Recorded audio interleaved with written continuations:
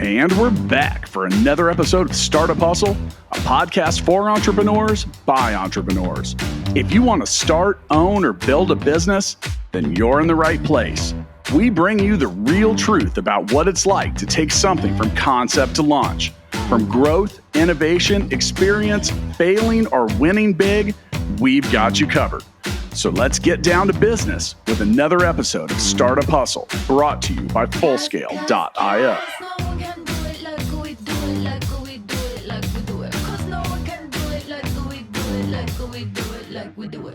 What's up, hustlers? Welcome back. This is Andrew Morgans, your host from Marknology, here with Daniella today. We're going to be talking Daniella's history, how she got into Amazon, what came before this, where she is in the world. I just want you guys to get to know her. We've spoke at conferences together. We've been on podcasts together. We've been in masterminds together, pioneering this Amazon space and really just having fun doing it. But before I get started, I want to give a shout out to our sponsor for today's episode. It's brought to you by Fullscaleio, helping you build a software team quickly and affordably. Daniella, say hello. Hello. What an intro. That was fun. Thank you. I'm yet to 100 episodes, so I'm still working it out. But welcome to Startup Hustle. Thanks for having me. That's I had no idea that we had that much going on together. Speaking, we haven't done together is traveled together. That's true. Although we both traveled to Boulder, we just didn't travel together. True. Very true. Right. You're in Peru right now. Were you in Peru then? I'm in Peru right now. Actually, when I landed in Boulder, I was coming back from Peru. So I went to LA, then Peru. Then Denver.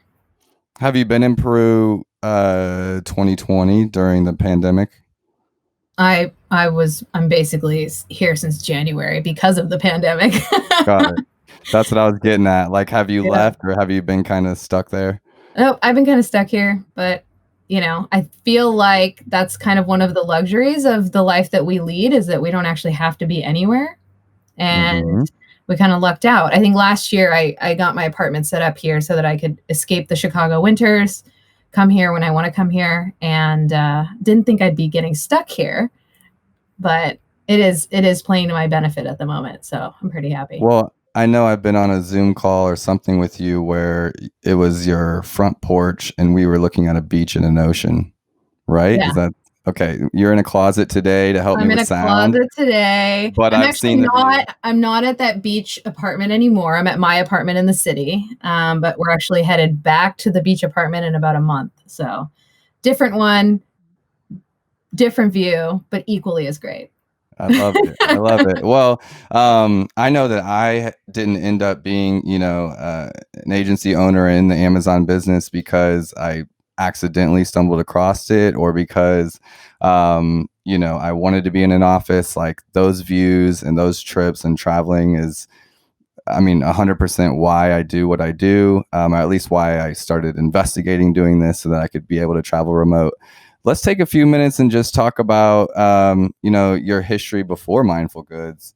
And you talked about being from Chicago. Just take me back, like kind of how you've progressed to here. So I'm originally from SoCal, actually. And I got into the startup scene when I was fresh out of college, moved to Chicago, founded my own startup there. And after exiting and realizing I was kind of a Jill of all trades, I realized I wanted to be kind of a master of one. And I really wanted that focus to be Ecom. But as you well know, Ecom just in itself is this huge, massive scope.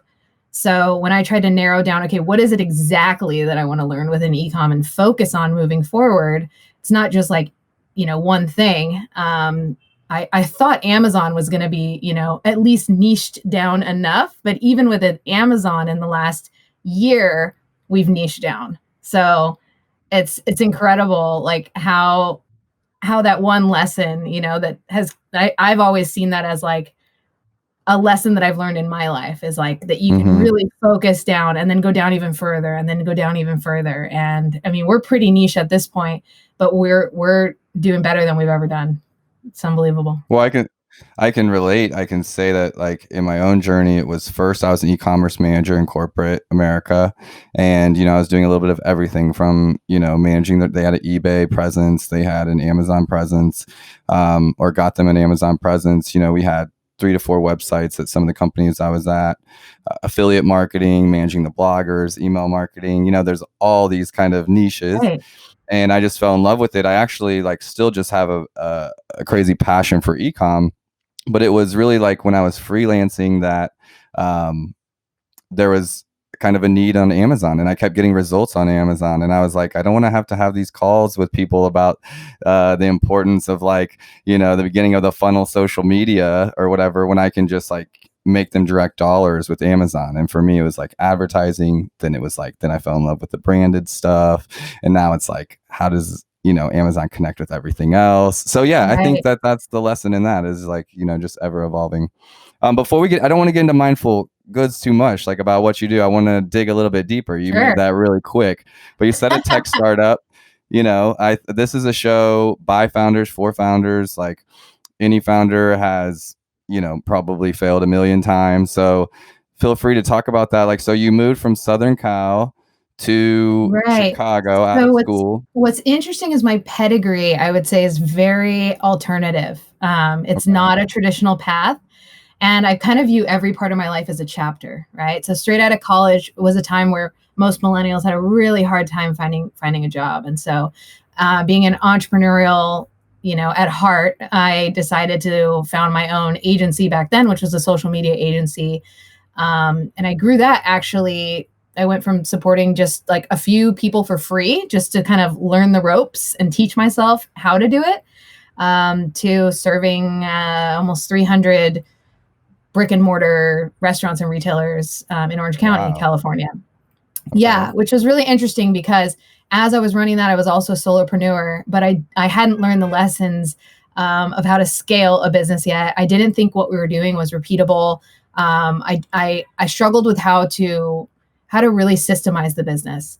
And I actually, at that point, I wanted a team, and so I was really fortunate to get picked up by an ed tech startup. Had a short stint there for about a year or two, did some really awesome things with that team and really understood what I wanted in terms of being in the startup world. And I went to a startup weekend event. I don't know if you've heard of those, but they're really fun. Just people come together and with crazy ideas, and they put something together in a weekend. Mm-hmm. And out of that weekend, we started a on-demand logistics company, pre-Uber, and got funding and built a team around it. And at some point had 20 employees and 200 drivers driving for us in the city. And it was awesome. We were taking things door to door. We were like Postmates, without the cool Postmates app that they have now. and actually, we ended up taking that on a good ride. We did that for a few years. And, one of the toughest lessons that we learned is that, markets shift, and everyone saw it with coronavirus. There's things that are outside of your control. And if you don't leave options on the table for yourself in terms of cash flow, and you think that you're just going to be able to raise another round, then, you have way less options. And so that was where we were left at the end of our road. And, it's kind of a bummer because, you see other people continue on and further that dream. But at the same time, it opened the door for the path that I'm on now. And the tech startup versus the agency or creative agencies, completely different verticals. It is. It's totally different. But what I realized in that experience was we had 20 angel investors, and I think every single one of them for believing in us and investing in us. And that was honestly personally the hardest thing for me to get over. It took me years. I don't even know if I'm still fully over it, because you're taking people's money and you want to deliver on that promise. And I think it's for some reason, it seems so easy for a lot of men. And they just, get up, wipe themselves off and go on to the next venture, and they can just continue raising, and it was a lot harder for me because I don't feel like I'm going to have that many more opportunities. But on the other side of things, what I see is that I was able to understand, what kind of business do I personally want to grow without all these other influences telling me the type of business that I should be striving for. I don't actually care about raising a ton of money and becoming a unicorn. It's just not interesting for me at all. I no longer want to be chained to a desk, even though I'm in the coolest accelerator in the world. I don't care about managing a team of 20 if I have to go to the office every single day and be a babysitter. Like those kinds of things are the things that no longer interest me. And we are probably one of the first generations that can pick up our laptops and work anywhere in the world. You see more women these days actually opting out of traditional environments because guess what? We are super talented. We can work anywhere in the world. We want to have kids and we don't want to be, taking a lesser pay for it. And so we can make more money at home being with our kids. And I don't have a kid, but most of the women we employ are moms and they are amazing. So yeah, it's almost like society is correcting itself in some ways, in that, like, having a parent at home, whether it's the man or the woman, being able to be at home, spending more time with family, whether we can work from there too. That's awesome. Plus all the other perks of, everyone has that coworker. They're like, at least most people have that coworker at a big company they don't want to work with, or that, there's no sexual harassment. You just block, there's a lot of perks to it. And, you're talking about maybe we're the first generation that had it. Like, I can 100% attest to that. My dad was a missionary, grew up in Africa till I was 16, and thinking about me and him being the same, as I get older, and like, what do we have in common? And I'm definitely not in missions. But, he was teaching English and doing all kinds of side hustles when we were in Africa to try to keep us there financially and different things. And thinking about how hard it would be to live a life like that, or a life traveling, or, giving back, or any of those things without a computer, like without being able to have a job on a computer. I'm just like, it's mind blowing to me. Right. Well, another great example would be my boyfriend of 10 years, partner, Mark. He actually has been a chef his entire life. And, when we started thinking about what do we want for our future, what do we want our life to look like every day? What do we want to wake up doing? Like, obviously I have an internet business, but he didn't at the time. And for him, it was so hard to think past, like, okay, what could my life look like if I took some of the skills that I do know and translated them to online business, and, he was able to make that transfer into an online business. And I think it's tough for some people to wrap their minds around it. Especially, my parents, they would never, it's not easy for them to think this way, but my mom does accounting. My mom could do her accounting remote.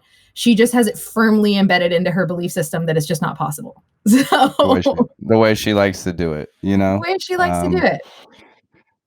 Yeah, I think that for me, I think part of the fun of Ecom has been learning as I get older, and I've been doing it longer, not initially, but like now, it's like, I really get off. I really enjoy talking to older businessmen or women, like, that they've seen success, they've had it, they have a successful business in those regards, but helping them bridge that gap, instead of just being like, I know Amazon and I can show you everything about Amazon. It's like learning their business in the way that it used to work, or how business used to work, and then being like, how can we bring those principles, digitally? Like, for example, your boyfriend Mark, the chef stuff, like whether it's recipe guides, whether it's like DIY, I'm creating these meals that I'm making that you can, get on a subscription with, or like, it's just like working with, I'm using him as an example, but like working with people to kind of be like, look, I get the digital space. Let me help you think differently about your problem or your project. It's a lot of fun for me.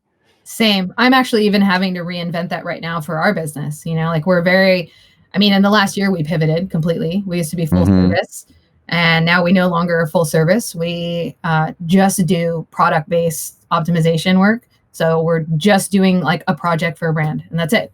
And now we're actually rethinking our model again, just to offer one more set of more of like e-learning type of stuff for, a certain specific type of client that comes to us that maybe can't work with us yet. So I think it's a continual process, but it's about being open to these things, and letting yourself think, okay, what could this look like? What should this look like? What do I want it to look like? I can definitely say that as I was a young entrepreneur, I'm still a young entrepreneur, but like I keep correcting myself because I'm like, but like, you know, at first it was consume books, like mentor, you know, like Right. podcasts, mentorships, like all these kinds of things. At the same time, I'm trying to educate. You know, I've worked with over 300 businesses of all types, so I'm trying to talk to them and, you know, advise them, but taking advice at the same time. And you know, for me, it was okay. No, they say like service-based businesses are the hardest. They say like scaling an agency is the hardest. You know, they're like, you know, if you're talking to like the broad scope of investors and tech startups, and you know, they're just like agency and service-based sucks to grow. Um, but I love helping people and I love solving problems. So like, this is a good space for me. And What brings it you just took me joy? right. It took me a long time to kind of, um, take that advice, but then filter it through like, you know, what gives me joy and trying to do the best thing for me and my family and the business. But at the same time, listening to advice and you know, trying to know which way to go was a challenge for me. Yeah, I can sympathize with that. I actually love some of my favorite people to chat with are people like you and I that are really honing in on becoming their master of one, like the people who are in their zone of genius every single day, day in and day out.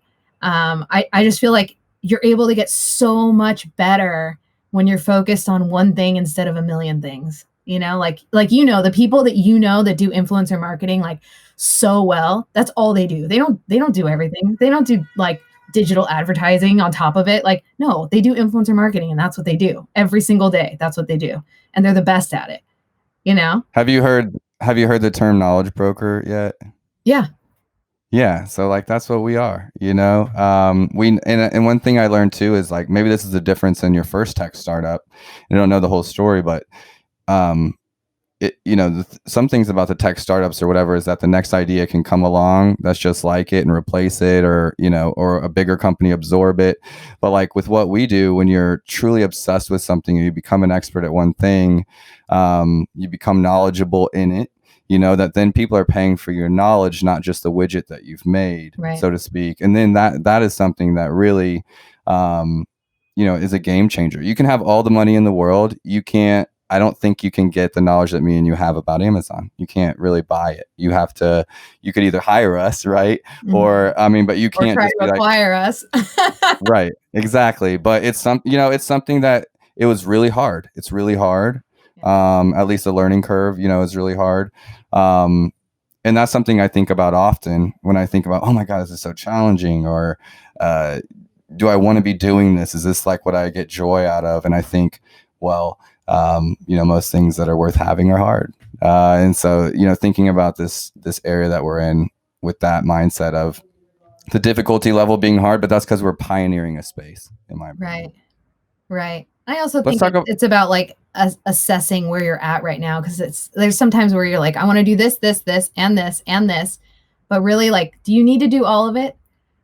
Do you need to do all of it? Like, what are the things that actually make you happy so that you can like filter out all the stuff that's just not bringing you joy? You're just doing it just because you saw someone else doing it, or you think you need to be doing it to grow the business, but really you don't. You know, like I look at what we've done in the last few years to grow the business. There's really only one thing that I've done like consistently, and that's like shown up online and shared my knowledge. Like I've done that nonstop the last 3 years. I haven't been investing in social media in that way. I haven't been running ads. I haven't been doing all the 50 million things that me as a marketer and other marketers like think and say and, you know, think you should be doing all the time. Like there's just one thing I've been doing. been an influencer. Yeah, you've been an influencer in a way, right? Like for yourself. For myself. Like, yeah. And it's maybe it was Gary Vee that put me on that years ago, but it's just been like create content and give value, you know, create content and give value. And there's an authenticity to it that I enjoy, you know, specifically around you know, and when it's hard, you don't mind giving it away. Because you're like, look, if you actually take everything I'm sharing and you go do it yourself, then we're actually going to be friends. Like, honestly, because I'm going to be like, dang, you can do it too. And there's like not that many of us. And, you know, that's how I feel. Right. It's not, you know, if we're talking about, I think I heard the number thrown around that there's about 50 agencies that do what we do at a good level. Okay. Amazon agencies. And of those 50, like, let's just say there was 150. Let's say there was 550, even if you think that number is crazy. Right. Think of all the product brands that are in the world. Totally. I Right? think Like 50 is a low number. I guess it depends on what you call an agency, because there's probably a million consultants out there. I wouldn't necessarily call them an agency, but some of their services are complementary to what we do. I think I'm specifically talking to like who could work with brands at a level that could work with brands. I'm sure there's a lot of people that sell themselves on Amazon and things like that, but specific Amazon agencies that aren't just like one or two people in another, marketing agency. I think the number is smaller than you think. Huh. Okay. So yeah. So I know like 10% of them then. No, I know 20% of them then. I mean, there's a reason why we keep connecting, and why, when we talk about people in the space, we know exactly who it is. And, you're rarely caught off guard by a company that you're just like, no, never heard of them. Like, and I don't spend a lot of time even seeing what's out there, but, let's talk about Mindful Goods. You talked a little bit about you guys like changing your direction. Yeah. And, when we first met, I think it was at the Ecom boot camp for food brands. Mm-hmm. If we hadn't met already online. And then I think you were full service. You were full service agency. We're full service.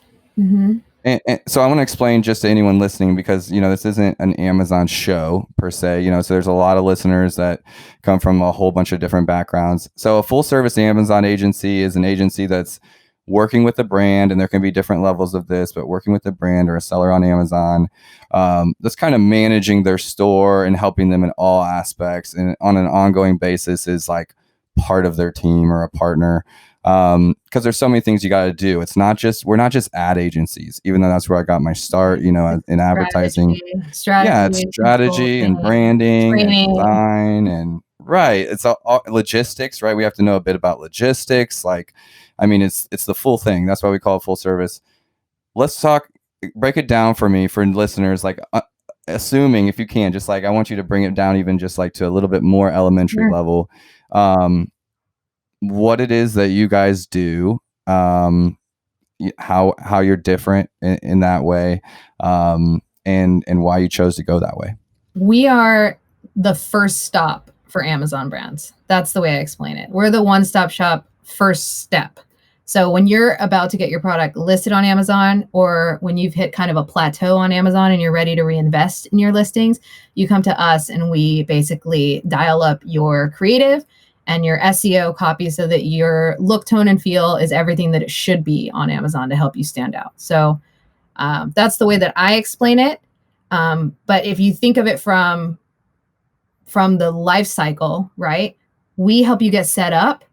Then the next step is you have to drive traffic and boost. And within that is making sure that your products get to Amazon, making sure that you are, figuring out what your ad strategy is going to be. And that's where you start getting into this, like, either full service mode, which is what Marknology is going to be doing for you, or it's something where entrepreneurs start to learn it themselves, right?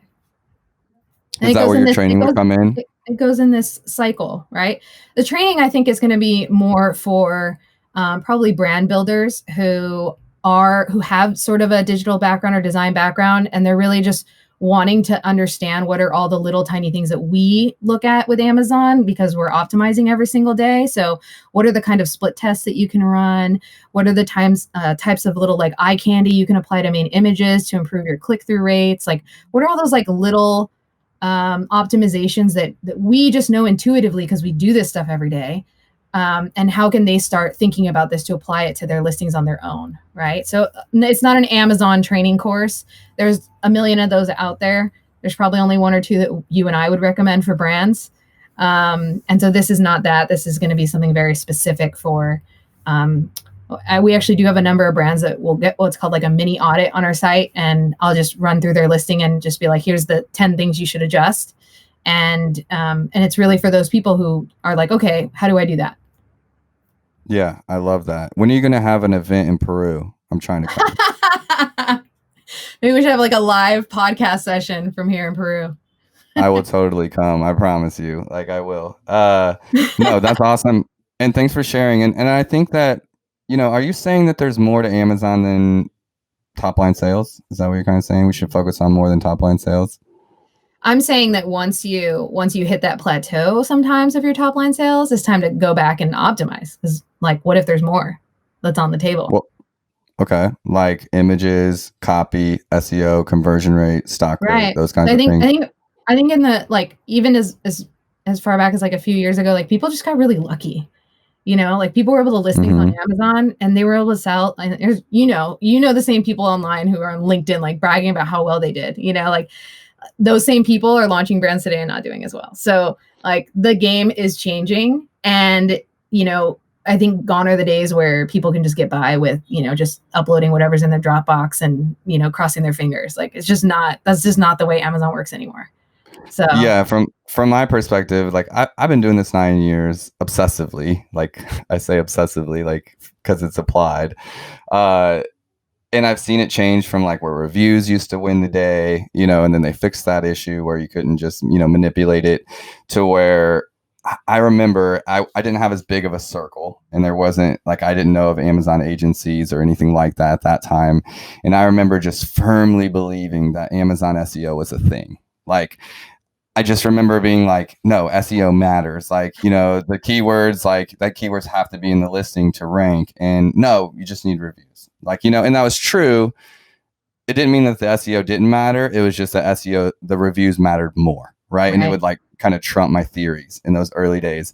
And now, you talk about those brands getting lucky, it was the brands that seemed to have a good keyword in their title by accident, or that would, stuff some keywords in their back end search terms, or, they were kind of getting lucky. Why? Because they had the big box retailers on Amazon, but just like, or there was demand and there wasn't that much competition yet, Exactly. And there wasn't a tool to find out what the demand actually was. And now there's a ton of them, Right. And I love it. I mean, I remember when Amazon came down hard on the reviews, like because that Wall Street article published or something. And I was just like, the few freelancers or brands I was working with were like panicking because we were using giveaway strategies, like, giving away product to get reviews. That was just okay back then. And they were just panicking, like, well, how else are we going to get our listing up? And I was just like, yes, now all the things that I care about are going to matter. I remember having that day, and that's what you focus on right now, and that's like very common expertise. Not common expertise; it's common knowledge that matters to focus on conversion rates and copy and the images, and all the way down to like we did a case study together, Marknology and Mindful Goods, around PickFu. Right? I give them a free shout out, but I regret not giving photography enough attention in the early days. Just the brands I was working with were private label, like they didn't want to spend money on photography, and I didn't have to. You didn't have to. Now you do. And now it's like nobody wants to see something ugly on Amazon, like, not the status quo, but the standard has risen. The standard is a lot higher now. That's true. Yeah. So, around the educational piece, trying to think about like, where you're going with that. I know that I've wanted to have a course. And for me, I know that it's been probably an insecurity of mine, but I've been like, okay, a lot of the courses out there are 101. I want to put out something that shows like that reflects Marknology's expertise, that if someone's taking it, they're going to be like, wow, like these guys are legit. They're teaching me really cool stuff. And I think some of that has held me back from, putting out educational material around what we do. Hey, that's something all of us struggle with, Also, to be fair, Amazon's changing so much. So it's hard to really pin down like what that knowledge would be that wouldn't require you to be updating it all the time, because you don't want it to be another job. The whole point of putting out content is that, you can actually make money off of it and like kind of let it do its thing, Yeah. So that's a challenge with Amazon in general, but I think your expertise is very, very specific and so valued. There's not very many people putting out more advanced strategies, or even just, it was interesting. I was chatting with a PPC, Amazon PPC friend of mine, and we were saying like, gosh, there's really not a course that's like explaining like all the different strategies versus like, or how you would apply them maybe to different types of products, brands at different stages of their business, right? Because obviously you can go on Amazon and spend as much as you want. But most of the brands that we work with at Mindful Goods, I would say like 90% of them have very like limited funds. Like we have 5% of clients. We do get the occasional brand that's like backed by Google or whatever, but a majority of brands are like you and I, if we were going to start a brand ourselves and we need some help and we don't know where to start, right? And we don't have tens of 20s of thousands of dollars to be putting into marketing up front. We need to figure out what are we going to do with these limited resources that I have to get this thing off the ground. And then I'll reinvest at that point, right? And kind of step ladder into it. Well, there really isn't anybody that I know of that's helping people get from 0 to 10,000 a month through PPC learning, you know? And then, okay, once you do get to that level, then what, you know? I'm trying to train a guy right now in Marknology. He's going on a 6th week, specifically for PPC and ads. And, you know, I've done this 9 years. I know how to do it. It's really hard to teach it. You know, I can teach the principles, but it's just like I do things without even knowing that I'm doing them, you know, and I'm just looking at the data. It's just like, you know, you're doing your thing. It's kind of like a dance. That's how I am creatively. Like I was actually chatting with a brand, a guy on the brand side, for those of you that don't know what that means, like somebody who worked with a brand that handled their creative or marketing, right? And I was saying like, gosh, do you know anybody else like you and I that can just like look at things and intuitively know what needs to change? Like that can just like look at it creatively from the shopper's eye and know, okay, these 5 things we need to move on, you know? And he was like, no, I only know it because like I've been doing it with a brand, you know, and I know what to look for now. And like you have that experience, that life experience of like working with the brands that you have and really getting to test as you go. And then it becomes so intuitive to you that you don't really, it's like second nature, you know? And I think I'm like very thankful that, because I love it, but I'm thankful that I like found this space and kind of where I'm at, because, you know, working with 300 brands, I try to think of other jobs, other careers that are like, would put me in an opportunity to work with either VPs, CEOs, founders at a high level, you know, at least the strategists at a high level in those businesses, evaluating their business, talking to them about strategy, talking about their customer, figuring out how to make their brand work on Amazon, essentially like getting their customer to buy in over and over and over across 300 different verticals. And you talk about, how can I do that? How you're like, can anyone else do it like this? And I guess for me, it's just like, it's fun to bring to a different industry, you know, what you've learned somewhere else. Like whether it was like, you know, we learned this with food brands and now we're taking it to an apparel and being like, hey, I saw this brand do this cool thing.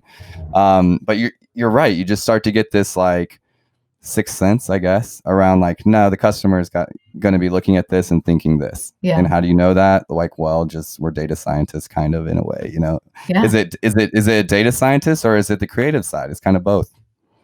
Well, or you could just be like, well, I'm going to show you how I know because I'm going to run it on PickFu right now. Yes. That's like my favorite go-to tool whenever I'm trying to explain something to a client. I'm like, well, you don't need to listen to me. I'm only one data point. Let me give you 50 more. You're right. And I think that's one thing that I love about what we do is it's not all opinion based, right? It's opinion based backed up with data. Right. And, you know, it's the fun part. It's like, hey, we don't have to guess about this. We can run ads and tell us what keywords are working, or we can run, you know, a survey or a test on like a program or a software like PickFu and be like, what image do customers like and why? And when I started removing that kind of like opinion only type of conversation with brands, or even in my own internal dialogue, it really changed what I was open to trying. Yeah.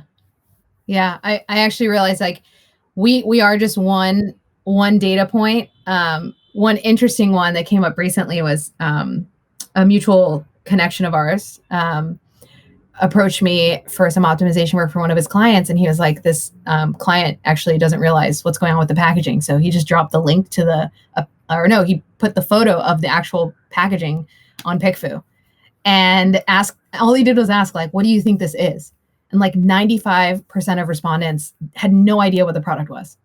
So like even though you might think as a brand builder that you know what you're doing, you got your packaging figured out, you're ready to go to market, like you still need to do these tests to like, does the world understand what you're trying to achieve? Like you might think you're putting something out there that's like ready to go, and you can run something that's like, I think it's like a $50 test in PickFu or something, and then you can understand, whoa, we need to hit the brakes and like fix this. Because if you went to market with that, you'd be losing thousands of dollars instantly. Right. Not to mention the lost, like if you were going to brick and mortar, the lost relationships, they just they wouldn't order from you after that, Before I was in business, I couldn't have had those conversations like as a person, like on a personal level, like confrontation, healthy confrontation, or just like, this is my opinion, was not a thing I did. Like, I guess I was raised in that environment.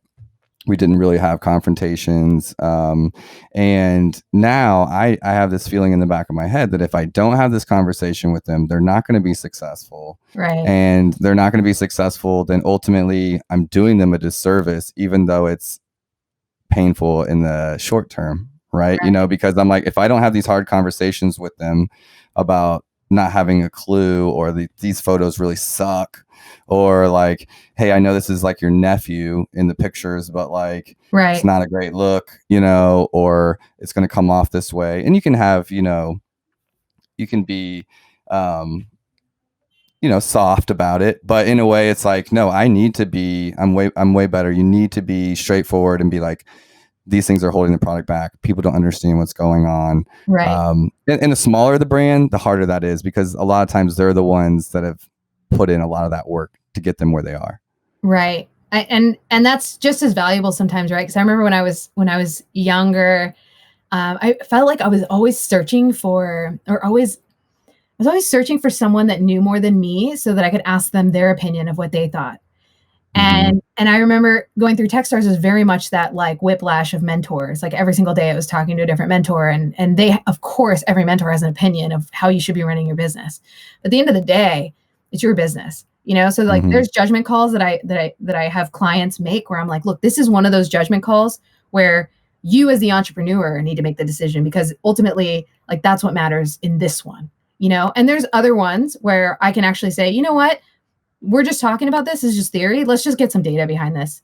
There's data decisions, and then there's like intuitive gut. Like I'm the entrepreneur. I'm the one running this business every single day. I need to make this decision, So where do you think that came from in your life? Like that? How did the shift happen? Yeah. Just experience, it was actually after We Deliver. I went into a situation where I went working for another tech startup, and I had all these doubts from my previous experiences about how we were running our company. Were we like being the best leaders that we could for our employees? Like I was just always having doubts. And then when I went into this other startup and saw how they were running their team, I was like, wow, we were freaking awesome.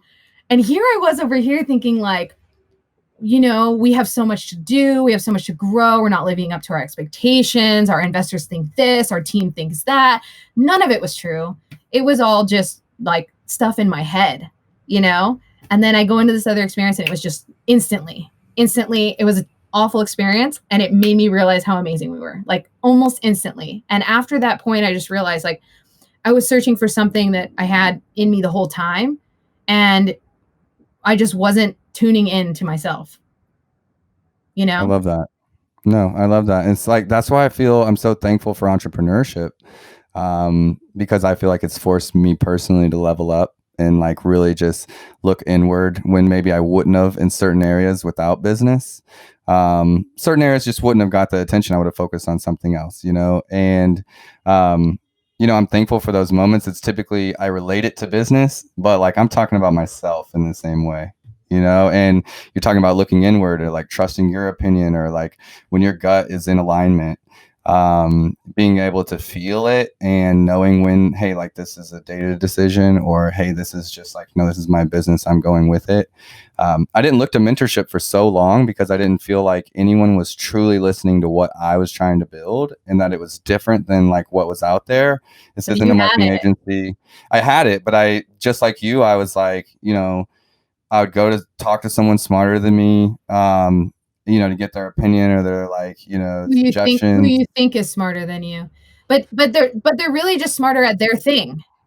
Mm-hmm. They're smarter at their thing. Like nobody's the expert in your business except you, and you're the one who's passionate about it's the kind of the same kind of mixed up thinking we get about people like, oh, I can't tell people my idea, they're going to come steal it, and it's like, no, because guess what? You're the one who's passionate about that idea, and you're going to put your own special magic twist on it, like, yeah, if you don't have 10,000 pounds of passion behind any idea, it's not going to work anyway. Yeah. Like you have your line of products, right? You have your own agency, Mm-hmm. you have your own line of products, but like anyone could have been like, well, I don't want to create a clothing line because there's a million other clothing lines out there, but at the end of the day, you're like, no, I think there's a gap in the market and I have this unique idea and it's like going to fill up a special place in me that I think as an entrepreneur, this should be in the world. And like, it's interesting because I'm doing the same thing right now too. We're launching a product as well. And it's the same kind of thing where it's like,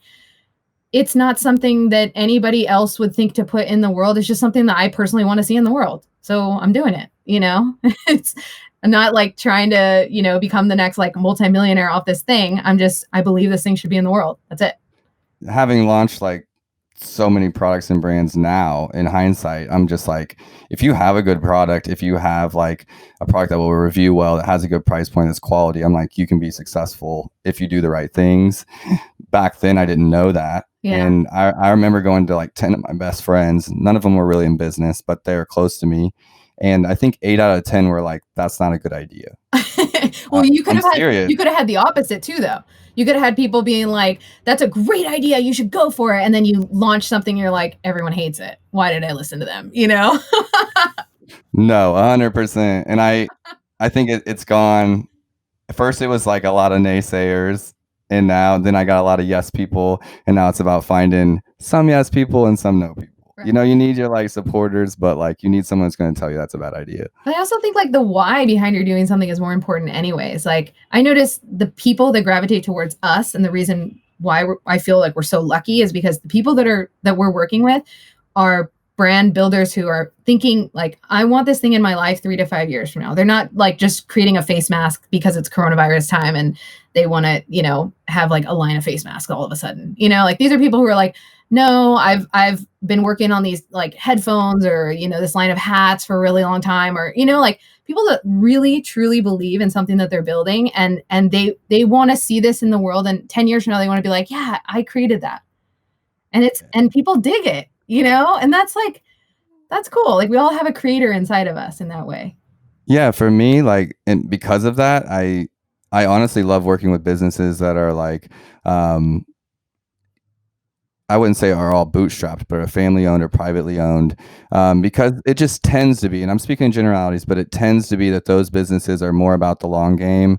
They're into the sweat equity, it's been passed down through family, or it's been started for the next family, and it's not just, they care more about the longevity and like, really creating quality, strong relationships than the brands that I've worked with that have a lot of investors that have like these marks to hit. And, we're making decisions strictly based off of business and not all heart. And it just makes it's harder to connect. It's harder to make those those judgment calls that you might not see for 6 months or a year, but you have a feeling that that's the way to go. Mm-hmm. Have you seen, I know you said you work with smaller brands, and you've been in tech. I mean, Techstars is huge. We have Techstars here in KC as well. Do you work with any brands that have investors now? We have a brand right now that's backed by Google. So we do everything. But yeah, it's a totally different dynamic, but it's a different dynamic. For instance, we're working on that project, right? Which is, a crazy, amazing. It's like, you have this crazy budget you can work with, you're doing this awesome creative, and then at the same time we have a bootstrap founder who's been working on this product that like for 10 years, she's been trying to get on store shelves. She's been like iterating on it. She's been like listening to shoppers, going into stores, doing demos, and just coronavirus hits. And she's like, I just got to get this up on Amazon now, because like, how long am I going to keep working on this without like getting some decent sales? And like, not a marketer, not a digital background, in an older age group, but passionate and putting out a product that is amazing. And it's going up against Hershey, like going up against a big established brand in the marketplace. And those are the brands that are losing their brand equity right now because they're not listening to shoppers. Like if you go and look and read the reviews of like Hershey's chocolate syrup, just so many parents are hating on it. Like, why can't you change the recipe and take out the corn syrup? Like, why can't you just change the recipe? Hundreds of reviews, and they're not listening. And then they're not the ones selling this female-founded company who's been working on this product that doesn't have added sugar, that's better for your gut anyways, that's actually like a way healthier alternative. And I'll say it's Cocoa Lasses. So you guys, or if you're listening, go try it. It's freaking awesome. But she just believed in this thing for so long. It was like, I want to see this in the world. And she could have stopped so many times. Like she had to switch the manufacturing process. She had to switch her packaging from like glass to plastic to glass again, or like all, you know what I mean? Like she went through the ringer trying to get this product to market, And yeah, how you feel working with her when you help her win, it's hard to match that. I got an email from her last week actually, and she's like, we haven't even turned on marketing and we already have X amount a month in sales, and it's more than I've ever done, and I'm so happy, and thank you so much. And I was just like, that is why we do this. That is why I think people have this like misconception of like, oh, we need to shop local, Amazon's so bad for the world and whatever. Like there's that whole camp, right? But what business do you know that has made more millionaires out of the general public than Amazon? Like Amazon is local. There are more. It's just retail. Yeah. Amazon is local. Like Andrea from Cocoa Lasses, perfect example. She lives in my backyard, created this awesome product, and she is now local on Amazon. I love that. Thanks for sharing that, because that's definitely how I feel as well. I get like so passionate about it. Yeah. What is local anymore anyway? Right. It's like, it's just, I have small brands now that are international, and I mean, are they a local brand or have we made them international? I don't know. They're still small. They're still like, a family owned business. Yeah. But the market's getting more international and global, every single day. Like that's a big thing that we do is I'm pushing brands to just expand, because like simple things like winter here is summer in Australia. Why not be selling in Australia in the summertime if you have? Yeah, you shouldn't be seasonal anymore. You shouldn't be seasonable. Speaking of, growing brands, I want to give Fullscale another plug, our sponsor. Fullscale.io helps work with companies and brands that need development needs. So I've worked with them and will be working with them like on my systems and infrastructure, like onboarding brands, like creating some of that automation, a cheaper alternative to finding someone in-house. And it's another way that you can kind of piecemeal that team that you need, specifically when demand is like crazy right now for developers. So once again, shout out to our sponsor, Fullscale.io. Let's take that moment to talk about, I just want to ask about Mindful Goods. Do you guys do anything off Amazon, or is it strictly Amazon right now? Strictly Amazon right now. Yeah. Okay. I know you used to do something with like Facebook, and I just didn't know how that all plugged in. We have partners for everything at this point, because I like I mentioned before, I'm like a believer in, people in their zone of genius. So I don't believe that great PPC people who focus on Facebook are the same people who do PPC for Google, who do PPC for Amazon, like who do content marketing. Like I believe they do the one thing. They do it so well. They're in it every single day. Those are the best people. And sometimes they're not at agencies, sometimes they are. So it's just about finding the right fit for you. We happen to do one thing. We do optimization for Amazon. We help people get their listings set up and we help them optimize them. That's it, all day long. So copy, graphics. We do video content. We do a couple of like the add-on things that you can do to really make a listing, like all the bells and whistles type of stuff. So we'll do video shorts. We'll do Ecom style videos that people can use on Amazon and on their websites. So we do anything in like the creative wheelhouse. Okay. I love it. And I knew that when we talked last, you were doing like, I felt like you were one in the mastermind that was doing a lot around list building, for Amazon, right? But like, to do giveaways or launches or things like that. Yeah, we used to do those. We don't do them. Obviously, the market's shifted. We partner out for stuff like that and make sure that they're playing nice with Amazon, that they're compliant. Because I do think there's still a need for that, right? Like if you don't have reviews on Amazon, you're just not going to sell. So like you have to find something that works that's within compliance. So I do think it's getting legit now. Like the way that people are doing it, it's not about like just bots, Gamifying. It's not about building something, building a system in that sense. It's more about connecting with humans. It's back to maybe what it should be, Yeah, and you can't connect with human. I think about it like this: like when people are trying to rush a timeline and rush social media, rush brand building. I'm like, you can't. You're building a relationship. A brand is a relationship with customers. Mm-hmm. That's your relationship with customers. You're not going to feel close to who's someone in a month. Who's more important than your first 100 customers? Really, like that's the most important people you should be talking to. They're going to be the ones talking about you, spreading your stuff, and that you can't rush a relationship. I guess that's what I would say to any brands or founders out there listening. And we get so impatient trying to grow sales and grow all these things. I'm like, you're growing relationships, and that's just something that takes time. And that's why we A/B test. That's why we optimize. That's why we let's talk to our customers just a little bit better. Right. And our like brand loyalists, like, do you want someone to just post about you once on Instagram, or do you want somebody who's posting about you every month because they believe in what you do, it fits their lifestyle, and they believe in it? Like it's like a real thing for them, not this brand's trying to pay me to post one thing on Instagram, Yeah, totally. I'm working with a brand that has like a big influencer base or a big social base. And I have yet to dig into it with them in regards to like how we're going to launch Amazon and, how we're going to be able to use that for this. And I know that she has a huge following with, but this brand is new. The brand's new, but the influencer is not. So it's going to be really interesting at a high level to really test, how some of that works and thinking about, because like you said, we work with these brands that don't necessarily have this presence yet. That's why they're coming to us to help get it, Mm-hmm. So working with one that does, I'll definitely have to keep you in the loop. My head was just running when you were talking about, just kind of, you don't want them to post once. You don't just want, a single post. You want someone that's in your corner, that's supporting your stuff. That's like, this chocolate is the best stuff I've ever had since sliced bread. Yeah.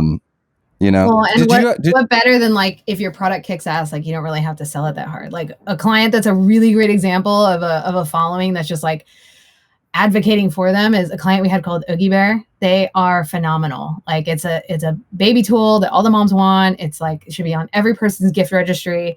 And like they already had this like really incredible foundation that they're building with their influencers. And we were able, like they're already like a #1 bestseller. We didn't really have to do much. All we did was say, look, let's take all this amazing content that you have from these people that love what you did, and they're posting like crazy online. Let's just take it and show it. Like, let's take all this and show it on your Amazon listing as like, look at all these people. They genuinely love your product. Like you have a home run, It's not even Where can people find that? Amazon. What was the name of that product? Oogie Bear. Oogie Bear. I'm giving them a free shout out. Yeah. Okay, cool. Yeah. All right. Female founded. Okay. I love it. And female supported, right? If you're helping her out. So, Mark, we give you credit too, if he's helping you too. But question. Okay. So before we wrapped up, I wanted to talk to you, you're in South America, right? Yeah. You're in South America. Are you in any of the platforms on Amazon in South America? So like no. Amazon Brazil or? No, we're not. I've been testing purchasing just to understand the flow and what's warehoused here and what's not, and it's just not there yet. Like it's really far behind. It'd be interesting to use FBA here and see if how things show up in search. For the most part, what people do here, it's just it's unbelievably different, the buying landscape. I know you've had really great success with like getting clients to ship to FBA in other countries. If you have anyone that wants to try Peru, I'd love to see what that's like here and see if it helps them. But I think for like the home staples, like things that people genuinely want, like all over the world in other countries, like why wouldn't you launch in every country? Like why wouldn't you ship to every other country, just slowly scale, you know? Right. So like there's a lot of things that you just know are going to be hits worldwide, you know? I would love to try Amazon Brazil. I mean, knowing their economy is just absolutely booming, and get a chance to get in there and just kind of test the waters. Yeah, Brazil and Peru. I mean, it's really hard to get the same things here, like just things that you just don't even think about, like my hair cream that I like that I get at Target, that's like a Shea Moisture brand, like I'm like, I want this specific brand here, and it like is impossible to find. They only have like 2 curly hair gels, then they both don't work for my hair. So it's like, what do you do when you're stuck in a country, especially in this scenario? But that was like another moment that I had, like, gosh, we are so lucky in the US to just be able to just click a button and get every single thing we want. And this is going to happen all over the world, whether we like it or not. Like it's happening, so. Yeah, I was just there's a new program by Amazon. I'll just give a little plug there. It's called AGL, Amazon Global Logistics. And think of it like the partnered carriers in .com, right? But where you book your shipping and Amazon, schedules the truck, and, you get the pallet labels. It's already prepaid, but for freight, ocean freight from China or from different parts around the world. Really? And so, you're getting it right from the manufacturer, wherever it is, directly in Amazon containers through Amazon's program. You book it through Carrier Central. Is this in beta or what? You got the link for this? You gonna hook me up? Oh, I can hook you up. I need this like right now. So then you're going from container straight. It's you can't do it through Amazon and then go to your own private warehouse, but you can if you're doing it through Amazon. Separate your inventory, right? Right there. Yeah. And so it will show your inventory inbound. You'll be able to track it. It will show that it's in stock before it gets there. And they probably have on the way rates like they do with UPS. It's amazing. You get discounts. They even have an 18-day ocean, which is just like you're paying a little bit more, but you're getting it fast. Is there a minimum on what you have to ship? Minimum quantity? I think they're making it easy because of the issues we're having with storage for a lot of brands, right? The storage issues because of the pandemic, essentially. So when I was speaking with her, and I've just spoken twice, but she was talking about being able to separate that out. So like, let's say you're sending a container to Amazon, but they're only taking a pallet, for example. They can hold the other ones until it's ready. There's just a lot going on, and I'm not import-export specialist. I've done it. I've seen it done, but it's pretty cool. And I bring it up because, Amazon's going to they're not going anywhere. It's going to continue to grow. They're continuing to make it easier for international expansion, make it, more cost effective for the sellers by either incentivizing us to go to Amazon Brazil or Amazon Peru, or helping you set up that, or helping you handle your logistics and make it easier. So my day will be made when I'm like in a country visiting and I'm seeing products that I know I launched there for the first time, and being like, it'll be even cooler if it's a local brand, but it's a lot of fun what we do. So if I get someone that's willing to take the bait, I'm going to call you up and have you help me. All right. I love that. I would love to test it out for sure. Yeah. Okay. Awesome. Daniella, it's been awesome having you on. Thanks for sharing your story. Pleasure. I'm going to be following. Yeah, it's been awesome. And I know you just shared a small glimpse of it, so I appreciate that. When Jessica connected us, I had already had a short list going, and your name was at the top of it. Aww, awesome. For who I was going to send out invites to soon. And I was like, is she like creeping on me on my computer? How does what's funny she know? I thought the invite came from you directly. So I was like, that's so weird. I didn't even know you two knew each other. So it's awesome. Well, okay. So I was reaching out directly, and then Jess reached out, and I was like, how do you know Daniella? That's so crazy, because she's like in Peru, and there's not that many of us that do Amazon. Startup world meets Amazon world meets agency world.